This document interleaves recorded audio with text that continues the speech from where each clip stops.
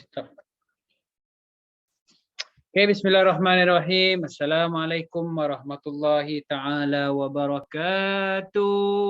Waalaikumsalam warahmatullahi taala wabarakatuh. Okay, alhamdulillah, apa khabar semua tuan-tuan, puan-puan semua?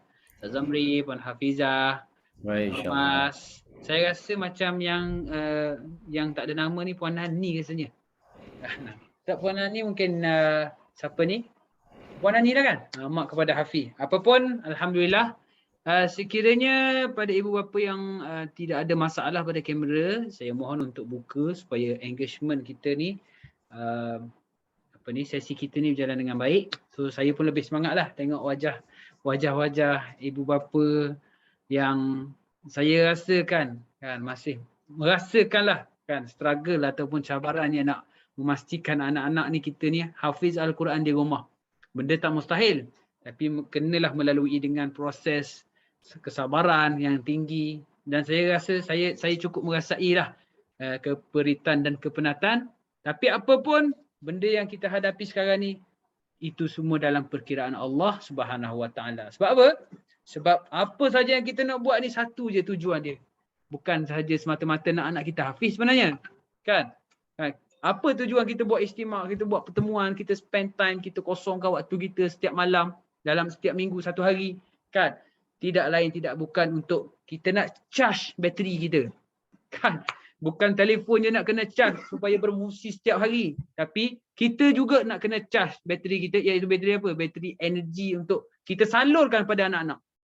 Betul-betul, kan?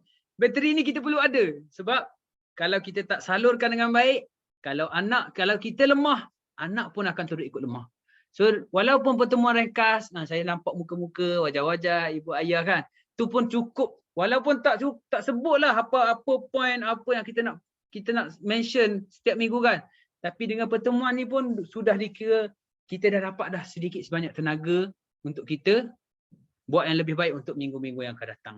So satu yang saya sebut tadi kan, tujuan utama kita ni tak lain tak bukan untuk nak dapat result yang terbaik, kan? Apa yang sebut energi lah, tenaga lah, bateri ke apa semua kan, kita nak kemuncaknya result yang terbaik untuk siapa, kan? Walaupun kepada zahirnya kita sebut, zahirnya resultnya kita nak hafiz Al-Quran 30 juzuk pada anak-anak kita, tapi hakikatnya adalah result yang kita nak adalah semata-mata kita nak dapat redha Allah Subhanahu Wa Taala. Tak lain tak bukan redha Allah yang kita nak satu-satunya, kan?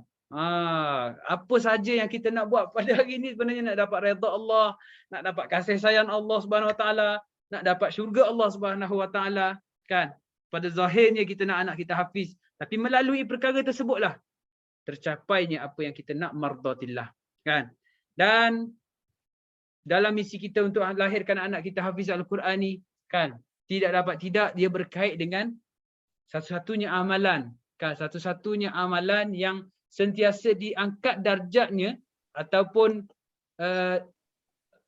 hadiah, kan, martabat yang sentiasa diangkat di dalam syurga Allah Subhanahu Wa Taala, kan, amal jariah yang sentiasa berjalan.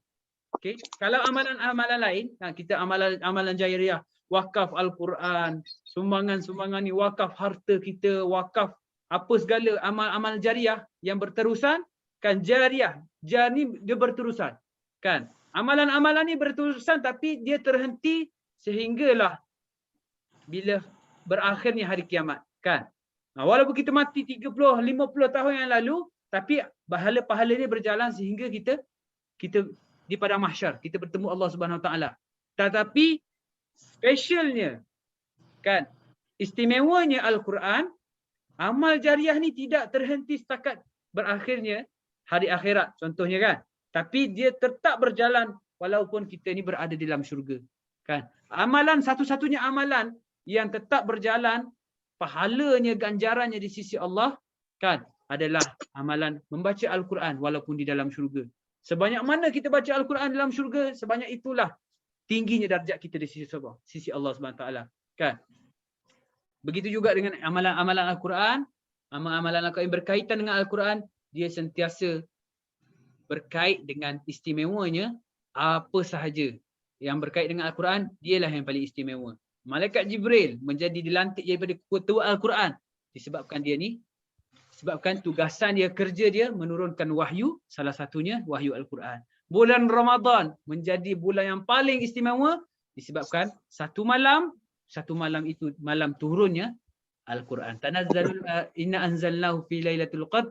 Lailatul qadri khairun betul? Inna anzalnahu fi lailatul qadr wa ma adraka ma lailatul qadr. Lailatul qadri khairun min alfi syahr. Tanazzalul malaikatu war ruhu fiha bi idni rabbihim min kulli amr. Salamun hi hatta matla'il fajr. Sebaik-baik malam di antara semua malam yang malamnya terbaik, lebih baik daripada 1000 bulan. Kenapa dia special? Sebab malam itulah malamnya diturunkan Al-Quran. Nabi Muhammad menjadi Nabi yang paling mulia, menjadi dilantik pada ketua para rasul dan anbiya sebab dia menyebarkan Al-Quran. Bahkan umat yang paling mulia di antara umat-umat terdahulu tidak lain tidak bukan berkaitnya dia dengan Al-Quran. Jadi manusia kita ni sebagai orang yang berapa bilion dah kan manusia di atas dunia ni, antara manusia yang paling mulia di sisi Allah Subhanahu Wa Taala adalah orang yang belajar Al-Quran dan mengajarkannya. Dan sekarang ni kita walaupun pertemuan yang nampak ringkas, nampak ni, tapi kita nak ke arah menuju nak menjadi manusia yang paling mulia di sisi Allah. Kita nak anak-anak menjadi orang yang paling mulia. Jadi tuan-tuan dan puan-puan semua kan, pejam celik dah sebulan dah nak habis dah kan. Baru minggu-minggu lepas kita cuti seminggu kan, cuti hari Aidil Adha, dan tak sampai dah beberapa hari lagi tinggal nak habis dah bulan Julai. Rasa macam sekejap je. Jadi sejauh manakah pencapaian anak-anak kita? Mungkin kita kena tanya diri kita, dan apa saja kekurangan kita nak segera kita baiki untuk buat yang lebih baik untuk masuk pada bulan Ogos khususnya. Kan? Masa sangat mencemburui kita. Apa khabar Cik Faris? Masya Allah. Daripada Sabah bah. Mesyuarat jauh tu.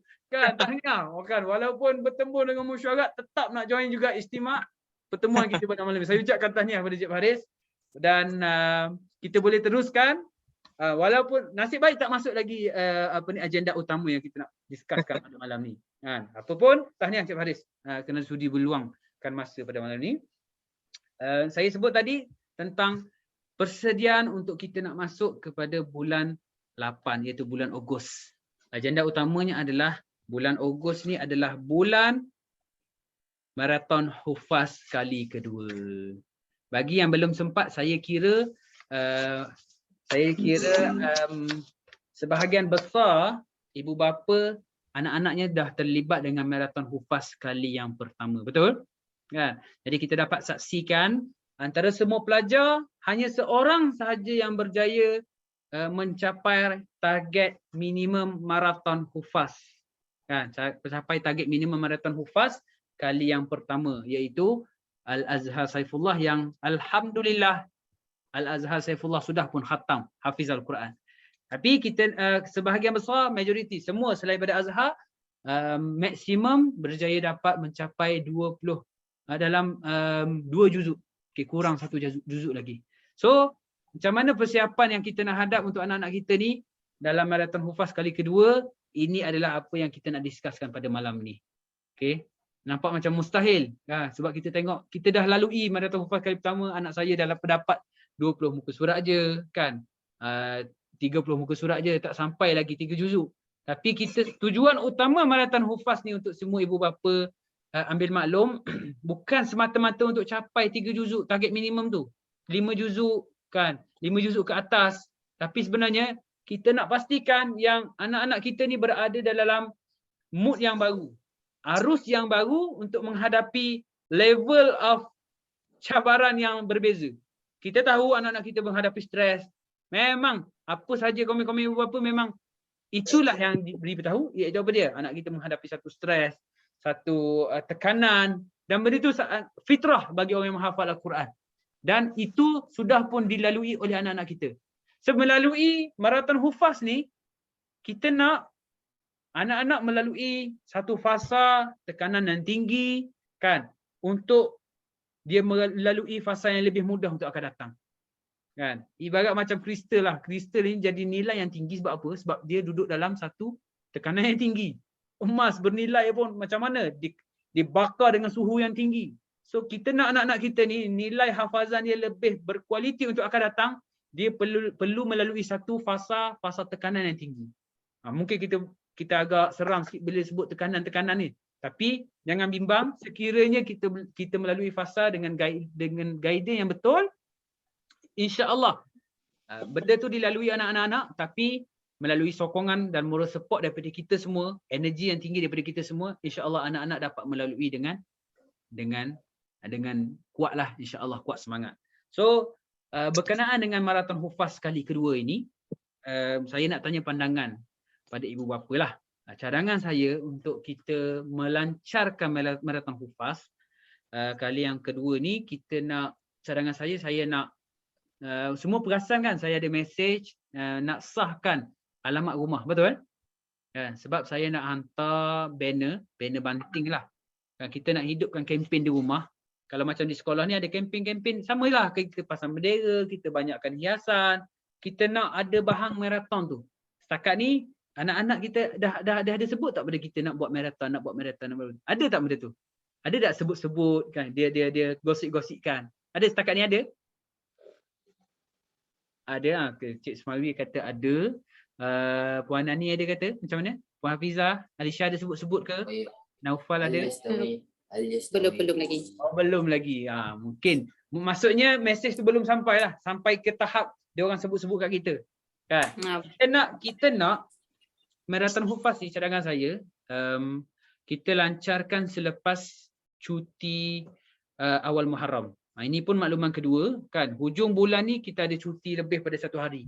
Okey, 30 hari bulan awal Muharram, memandangkan 30 hari bulan tu hujung minggu bertembung dengan cuti hujung minggu, so kita qadakan balik cuti tu, kita bawa kita tambah satu lagi pada hari Ahad. So maraton hufaz berlangsung pada 1 Ogos sehingga 31 Ogos.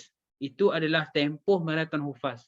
So apa yang saya nak sebut untuk pelancaran kempen ni, saya nak hantar kepada semua rumah-rumah, alamat rumah, iaitu Banting. Okey, kalau saya sempat share Banting yang saya nak hantar ni, kita nak buat gimmick. Tak silap. Ustaz. Boleh jelas suara? Ustaz, kalau boleh nak saya tak pernah lalui lagi yang maraton 1.0 tu kan. Ya. So actually-nya dia sebenarnya macam mana konsep dia maraton ni? Dia Naufal sebenarnya dia dah pernah join.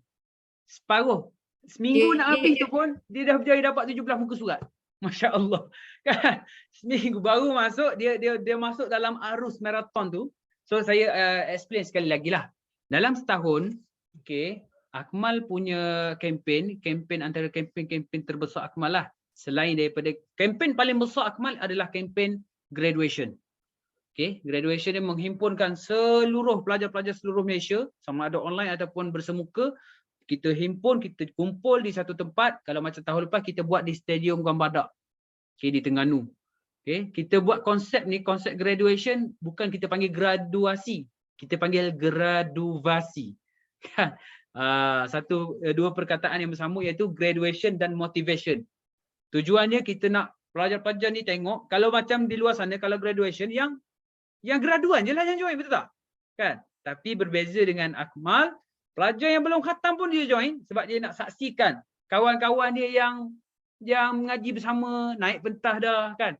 Dia satu sudut memberi motivasi, memberi cabaran. Kalaulah kawan saya dah boleh, apa yang saya tengok dia orang naik pentas, saya nak tahun depan, tahun 2023, saya pula naik pentas tu. So selain daripada kempen tu, kita buat kempen maraton hufaz. Apa yang dimaksudkan dengan maraton hufaz ni?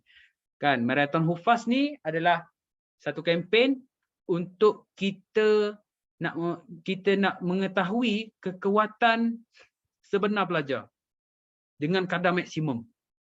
Kita tahu pelajar ni dah maksimum dah sekarang, betul tak? Tapi itu bukan kekuatan sebenar. Sebab apa saya sebut bukan kekuatan sebenar? Kan? Sebab pelajar-pelajar ni dia punya KPI ataupun karakter mereka pun semua tu ukuran yang sama. Pada hari pertama kita nilai dia pada Allahumma salli ala Muhammad, interview. hari pertama temu duga mereka. Bahkan ada yang lebih teruk masa temu duga, macam mana dia boleh agresif ketika maraton hufaz. So maraton hufaz ni kita nak kumpul data baru mereka. Kita nak kenal pasti break the limit apakah yang mereka berjaya buat yang dia orang tak berjaya buat selain maraton hufaz. So melalui kempen-kempen yang baru, mereka berada dalam satu kempen bahang yang lain macam, kan, semangat yang luar biasa daripada guru, daripada ibu bapa, dia merasakan bahang tersebut membuatkan result yang berbeza. Kan? Kita kena satu perkara kita kena take note. Masalah pelajar bukan kepada dia orang ni lemah ingatan, bukan kerana mereka ni tidak pandai, tapi seperti mana saya sebut pada sebelum-sebelum ni, mereka bukan lemah ingatan, tapi mereka lemah pada semangat, energi tu. So melalui kempen maraton hufaz ni lah, kita nak recharge balik energi yang baru dan kita nak pastikan mereka buat result yang baru. Mereka break the limit. Kan? Kita nak pastikan yang bulan maraton hufaz berbeza dengan bulan sebelum maraton hufaz. Dan data baru yang kita dapat masa maraton tu lah kita kena pasti kita tulis dalam data research bersasar. Semua sedia maklum data research bersasar tu, kajian pada anak kan. Apa perkara betul yang anak kita buat pada maraton, kita dokumentkan dan kita dah dapat kena pasti kan. Okey, kita dah apa perkara betul yang dia orang buat masa maraton hufaz, kita nak dia orang konsistenkan di luar maraton. Kan? So melalui maraton itulah insya-Allah pelajar ni dapat buat pecutan yang baru. So kalau nampak lepas maraton tu dia dah lemau balik, maksudnya ada something wrong lah untuk kita cepat-cepat kena baiki. So Puan Norma jelas tentang maraton hufaz. Maraton hufaz ni bukan dia nak melawan rival dengan kawan-kawan, bukan tujuan utamanya. Walaupun kita ada sebut dalam kelas-kelas, okey, nampak pencabar awak ni mungkin contohlah Naufal, pencabar awak ni saya rasa Azhar contohnya, rival awak. Tapi sebenarnya hakikatnya dia bukan rival kawan dia rival diri dia sendiri. Saya nak mencabar diri saya untuk buat lebih baik pada bulan lepas. Itu konsep maraton hufaz. Dia saling mencabar. Sebab tu sebelum ni saya ada buat video cabaran-cabaran satulah. So teknikal yang saya nak minta cadangan pada ibu bapa, setuju tak? Pada satu hari bulan, pada Allahumma salli ala Muhammad, satu hari bulan tu kita nak buat pelancaran kempen maraton hufaz yang disertai sendiri oleh ibu bapa. Sama ada satu hari bulan ataupun 31, kita nak buat malam. Okey, kita nak buat malam kan. Dengan banting yang saya akan hantar tu, okey, saya nak share sikit design ni yang kami dah buat. Okey, mungkin ambil masa sikit sebab saya besar kan. Nanti saya hantar sekali lagi. Lebih kurang macam banting, ukuran 2x5 dan saya akan order daripada Shopee sebenarnya. Stand kepada banting tu. Kita nak malam hari pertama maraton hufaz tu masing-masing buat gimmick untuk potong reben. Potong reben gulungan tu kan, maraton hufaz sama ada ibu ataupun pelajar. Dan kita nak pastikan yang ibu meraihkan sekali. Kalau bila dah jatuh tu banting tu, sama-sama tepuk tangan, takbir semua kan. Kita nak, walaupun online, kita nak sentiasa rasa ada kaitan. Benda ni belum buat lagi.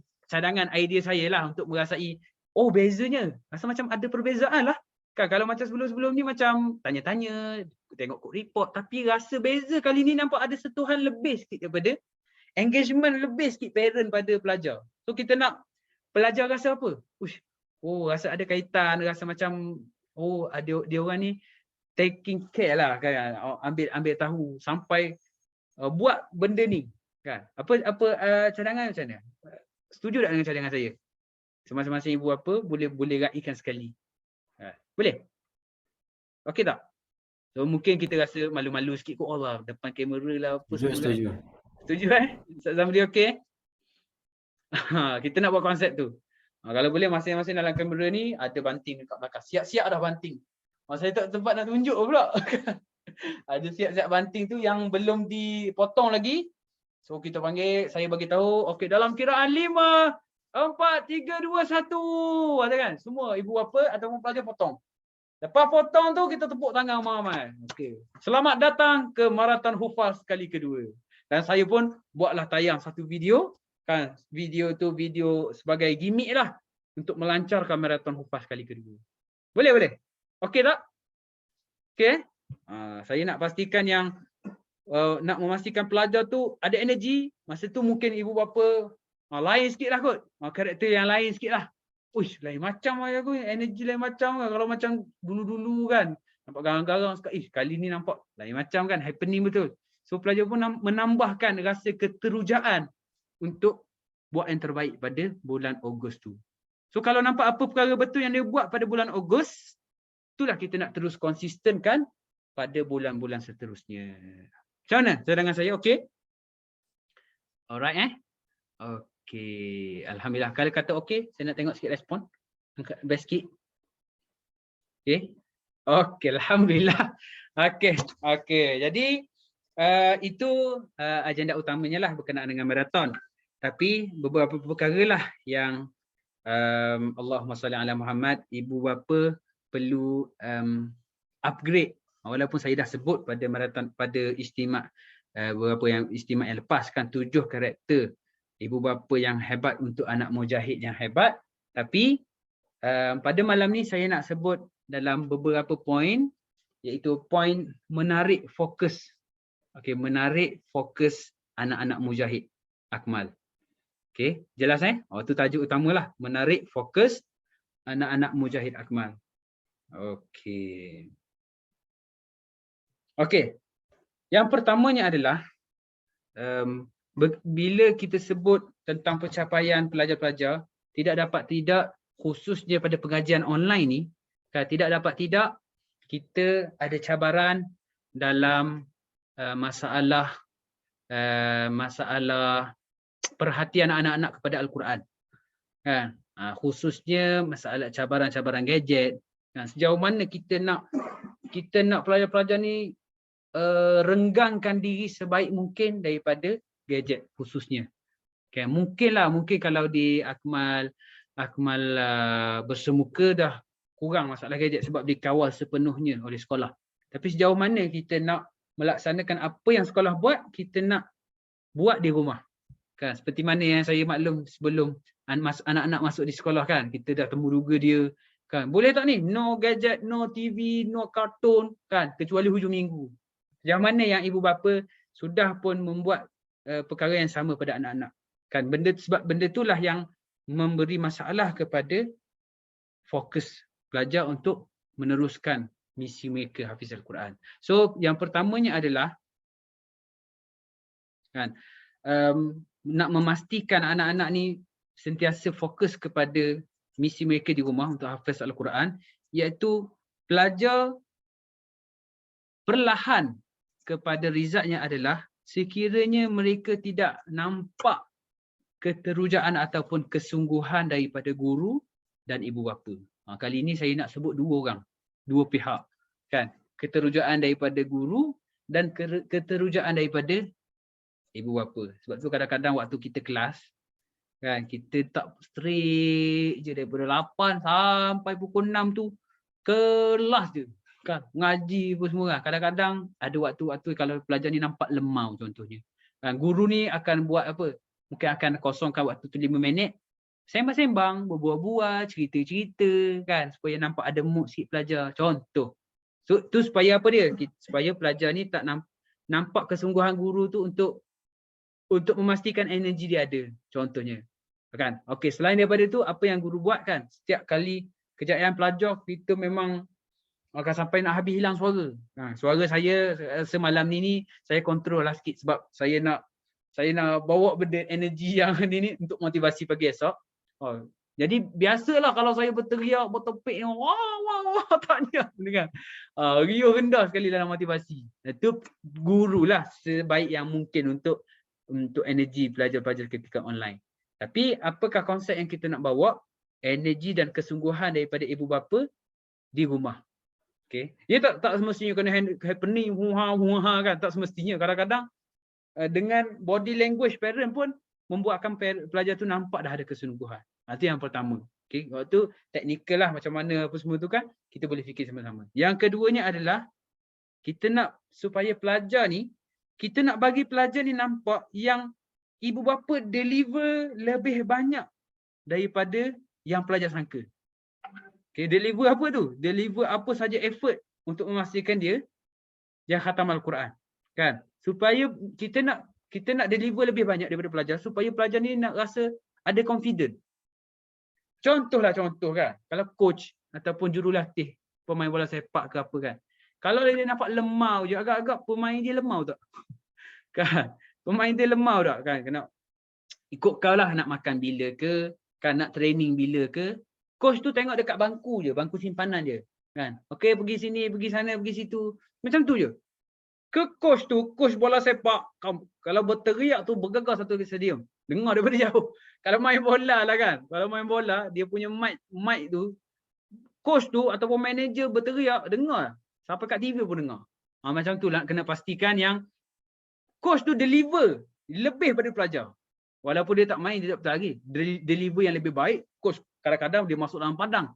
Tapi di rumah ni, saya ibaratkan benda tu lah. Kalau di rumah, macam mana kita nak deliver lebih banyak daripada pelajar, supaya pelajar tu rasa confident. Agak-agak pemain bola tu rasa confident tau kalau coach tu terlebih energi. Kan? Mestilah dia akan lebih confident. Walaupun kadang-kadang, dalam hati pelajar, boleh buat ke tak? Boleh buat ke tak ni? Boleh capai ke tak 3 juzuk ni sebulan ni untuk maraton hafaz. Itu yang kedua. Yang ketiga adalah kegagalan kita untuk memberi fokus untuk bantu anak-anak kita ni, kan? Dia pelajar ni akan cari fokus yang lain untuk dia beri perhatian. Saya ulang sekali lagi. Kegagalan kita untuk memberi fokus pada anak-anak, kan? Mereka ni akan mencari distraction yang lain. Betul tak distraction? Kan? Gangguan yang lain, supaya gangguan tersebutlah yang memberi perhatian kepada diorang. Contohlah kan? Yang menyebabkan kegangguan gangguan fokus pada anak-anak adalah gadget, komputer ataupun TV lah kan.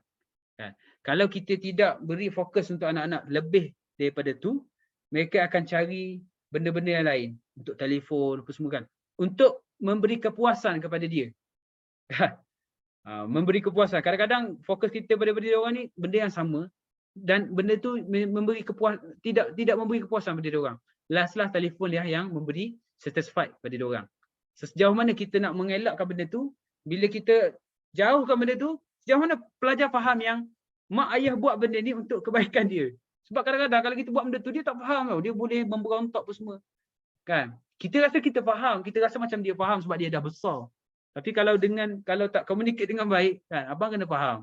Kan? Kalau abang betul-betul nak, jangan sia-siakan peluang setahun di Akmal ni hanya kerana nak spend time setengah jam dengan telefon contohnya. Walaupun benda tu ada kelonggaran, hujung minggu contohnya kan. Dia tak boleh pelajar-pelajar ni berubah tiba-tiba tanpa motivation.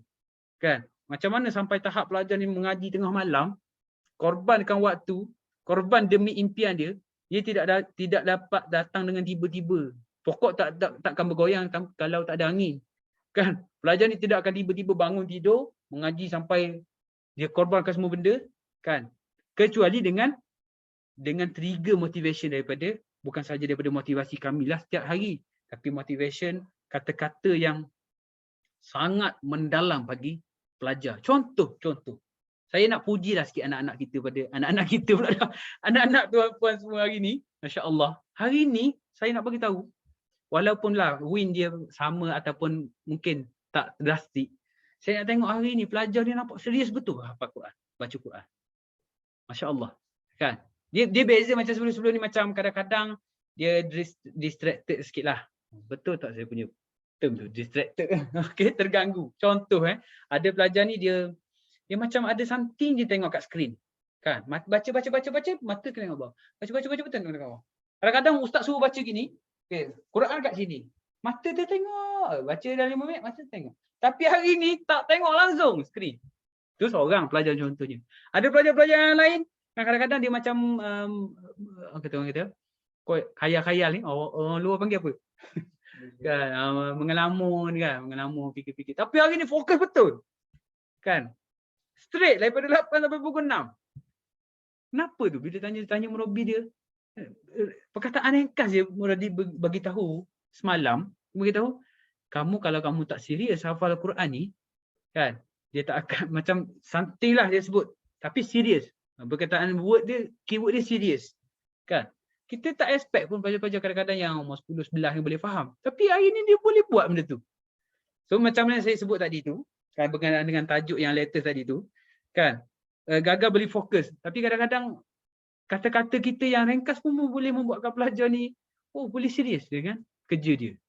Nanti yang ketiga, yang keempatnya adalah improve ataupun tambah baik perbincangan kita dengan pelajar. Sebab kadang-kadang saya rasa mungkin dah ibu bapa dah improve kot cara communicate dengan anak-anak. Kan? Kadang-kadang lah kegagalan kita untuk mendengar ataupun mendengar keluhan ataupun perbualan mereka ni akan membuatkan mereka rasa tersisih. Kan? Rasa macam dia ni tak mak ayah kita tak ambil kisah ke, tak ambil tahu ke, walaupun report hari-hari datang kan, contohnya setiap hari dapat kan, tapi dia rasa tersisih kan.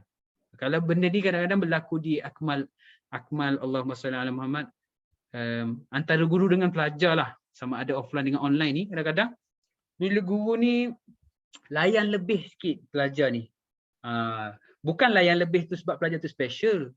Dia biasanya kalau guru tu layan lebih sikit sebab pelajar ni perlukan lebih bimbingan.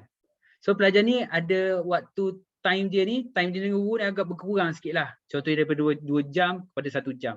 So pelajar ni kalau tak explain betul pada pelajar yang rasa kurang time dia dengan guru, dia akan fikir apa? Oh, guru macam tak nak dia dah. Dia nak mestilah dia ni special, dia ni cerdik apa semua kan. So dia rasa tersisih. Makin tersisih, rasa macam dia nak tirikan lah contoh. Saya tak tahu macam mana nak relatekan dengan di rumah kan. Tapi apa-apa saja yang boleh merasakan macam pelajar ni rasa tersisih tu kita elakkan. Kan? Okey, yang tu yang keempat, yang kelima, yang paling penting iaitu jangan kita menyangkakan yang kita ni orang yang terbaik di kalangan antara kita semua ni. Kan? Okey, saya contohlah kan, ayah kepada Ibrahim. Dia lebih baik daripada ayah kepada Alisha. Ayah kepada Alisha lebih baik daripada orang. Based on kepada pencapaian mingguan, pencapaian harian kan, berjaya dapat 3 juzuk kan, pelajar ni dapat. Pelajar ni dapat lebih daripada minggu lepas, dapat berjaya 2 juzuk seminggu. Contohlah kan. Kita nak mengelakkan benda tersebaik yang mungkin. Kita nak mengelak yang jangan menyangka yang kita ni lebih baik daripada orang lain. Sebab apa? Sebab ini adalah ujian Allah SWT. Khususnya bila anak kita ni berjaya capai sesuatu benda. So Allah nak uji kita. Kan? Kita ambil dalam kisah Al-Quran kan, macam mana kan Nabi Sulaiman dapat segala nikmat, dapat segala impian lah sebagai seorang raja. Kan? Tapi Nabi Sulaiman bagi tahu apa dia? Hadza min fadli rabbi liyabluwani kan, ashkur am akfur. Kan? Ni bukan aku punya sebenarnya. Ni Tuhan aku bagi. Kan? Ni bukan apa yang aku dapat. Apa yang aku dapat ni, Nabi Sulaiman sebut, dengan kekayaan, dengan pemerintahan yang dia dapat ni, nikmat-nikmat yang dia dapat ni bukan hakikat pada dia, tapi Tuhan yang bagi, dan Tuhan boleh tarik dia bila masa. Sebab apa? Dia nak tengok aku ni sebenarnya dengan apa yang aku dapat ni, apakah aku ni bersyukur ataupun apakah aku ni kufur. Dan apa yang kelebihan yang kita dapat pada anak kita, contohnya kan, anak kita dapat lebih baik daripada pelajar-pelajar lain. So apa reaksi kita dalam hati? Apakah kita merasakan, oh alhamdulillah, mungkin anakku cerdik ke, mungkin anakku nampak lebih struggle pada hari ni, itu mungkin adalah daripada usaha anakku, contohnya kan. Terdetik kadang-kadang. Itu sebenarnya pada hakikatnya Allah SWT uji dengan kelebihan yang aku bagi pada anak kamu, lebih pada kawan-kawan dia yang lain. Adakah kamu rasa macam berterima kasih pada aku, ataupun adakah na'udzubillah pada yang sebaliknya. Kan? Lebihnya anak kita tu pun ujian, kurangnya anak kita pun tu pun ujian. Sejauh mana kita syukur setiap apa pemberian pada Allah SWT. Sebab apa saya sebut benda ni? Sebab dengan konsep syukur ni lah Allah menambahkan nikmatnya. Kadang-kadang nikmat ni bukan datang tiba-tiba, tapi dengan 2 baris hafalan Al-Quran tu pun satu nikmat daripada Allah SWT. Sebab apa kita nak betul-betul tanamkan konsep nikmat ni? Sejauh mana kita faham konsep nikmat ni, kita nak kena terangkan balik juga pada anak-anak kita. Kan? Melalui wins tu. Sejauh mana dia rasa macam, alhamdulillah saya tulis ni pun dia feeling betul, bukan dia buat tu atas suruhan, atas murabbi dia suruh. Kan? Memang betul murabbi dia suruh, alhamdulillah kan, murabbi senaraikan nama-nama ni, okey minta ni buat tulis nama. Okey dalam Winsboard. Kan? Konsep Winsboard tu.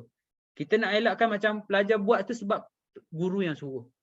Kita nak pelajar bila dia tulis pencapaian dia hari tu adalah usaha dia, tapi yang beri Allah.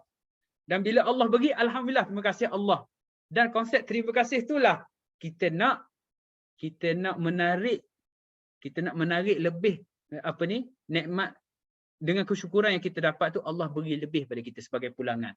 La in syakartum la azidannakum. Allah sebut dalam Al-Quran kan. Sekiranya kamu berterima kasih, sekiranya kamu tu bersyukur, pasti la azidanna, pasti akan aku tambah. So konsep benda itulah yang kita nak ada pada anak. Sebelum ada pada anak-anak, mestilah benda tu ada pada diri kita dulu. Dan yang terakhirnya adalah apa sahaja kejayaan ataupun kegagalan dalam misi anak-anak ni, ini adalah satu proses yang mesti mereka nikmati. Kan?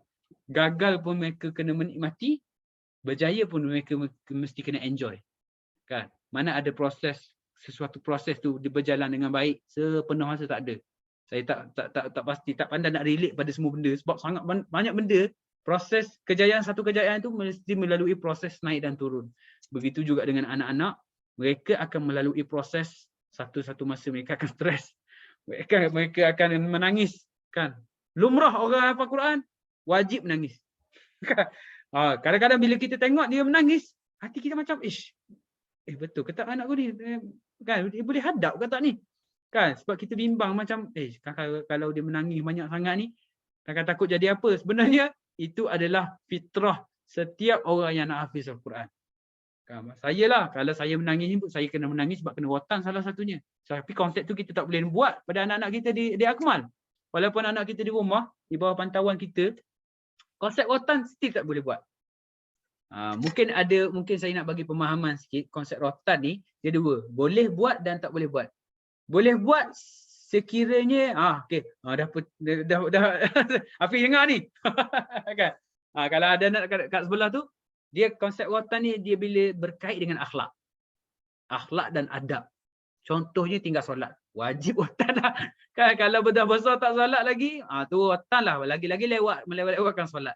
Kan? Tapi bila melibatkan masalah pencapaian pengajian anak-anak kita di Akmal, itu kita cuba elakkan sebaik mungkin. Okay? Walaupun kita tahu ubat yang paling baik adalah rotan. Saya pun mengalami juga benda tu. Sampai nak tercari cuping telinga ni. Sampai tercabut ni, rambut tu, bulu apa ni. Dia terangkat. Supaya apa? Supaya nak kita berubah. Tapi ubat tu ubat yang macam, yang kata benda, painkiller lah. Betul tak painkiller? Ubat tu dapat rasa sembuh cepatnya, tapi dia beri kesan sampingan yang berpanjangan. So macam itulah dengan rotan juga. Rotan tu mungkin pelajar-pelajar ni boleh berubah pada masa tu, tapi untuk jangka masa yang panjang memberi kesan yang tidak baik. Sampai satu tahap macam kalau di sekolah ni, dia berlumba-lumba, dia bukan rival capaian 3 juzuk, 2 juzuk, berapa banyak dia boleh dapat. Tapi dia bagi tahu kawan-kawan, berapa kau kena rotan tadi? 20 je. Lemah kan?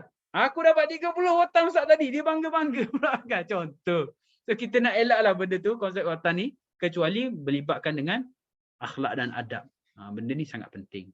So yang itulah beberapa perkara yang saya sebutkan tadi. Kenapa saya sebutkan tentang menarik fokus mujahid ni? Sebab persiapan kita untuk menuju Marathon Hufaz kali kedua. Dan makluman yang ketiganya adalah mungkin ibu bapa akan dapat melihat pencapaian anak kita ni mungkin agak beberapa hari lagi sebelum berakhir minggu ni agak menurun sikit. Khususnya pada hafalan sabak. Okay, kita nak konsepnya apa? Kita nak mengundur satu langkah untuk pergi langkah yang lebih jauh. Macam ibarat lastik lah kan. Nak tarik lastik tu lagi belakang sebab apa? Speed yang lebih kuat, impact yang lebih besar. Saya nak ibaratkan benda ni sebenarnya apa dia? Mungkin murabbinya akan memberi perhatian lebih sikit kepada pengulangan. Khususnya sabki. Nak preserve betul-betul hafalan yang sedia ada supaya Maraton Hufaz kali ni pelajar tidak dah masalah kepada ulangan. Kan? Biasanya hafalan dia akan jadi terbantu bila perhatian pelajar kepada pengulangan dia lebih. So mungkin untuk baki hari yang berbaki ni, murabi akan beri perhatian lebih sikit kepada ulangan. Kan? Macam semalam pun mungkin kalau kita tengok pada rekod-rekod laporan harian, kita nampak pada sabki ataupun manzil dia kuantitinya lebih sikit. Tapi bukan semua. Kalau pelajar ni dia boleh go on, dia boleh stabilkan 3-3 rukun ni, go on lah. Kan? Tapi majoritinya kebanyakannya pelajar ni agak stuck pada sabak disebabkan manzil dan sabki dia terganggu. So kita nak pastikan hafalan baru ni dia go on, dia berspeed, tapi hafalan lama kita tak boleh tinggalkan sepenuhnya. Sebab risiko kepada tasbih nanti.